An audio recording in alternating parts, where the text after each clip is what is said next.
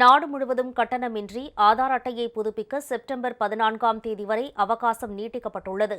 நாடு முழுவதும் அரசின் பல்வேறு நலத்திட்ட சேவைகளுக்கு ஆதார் அட்டை அவசியம். பல துறைகளில் ஆதார் அட்டைகளை இணைக்க வேண்டியது கட்டாயமாக்கப்பட்டுள்ளது.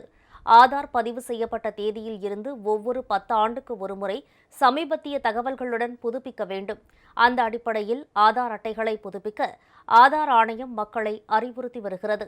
ஆதார் அட்டையில் உள்ள பெயர், முகவரி, புகைப்படம் போன்ற விவரங்களை புதுப்பித்துக் கொள்ள வாக்காளர் அடையாள அட்டை, குடும்ப அட்டை, ஓட்டுநர் உரிமம், பான் கார்டு, வங்கிக் கணக்கு புத்தகம் ஆகிய ஆவணங்களில் ஏதாவது ஒரு ஆவணத்துடன் அருகில் உள்ள ஆதார் சேவை மையத்தை அணுகலாம் என அறிவிக்கப்பட்டுள்ளது.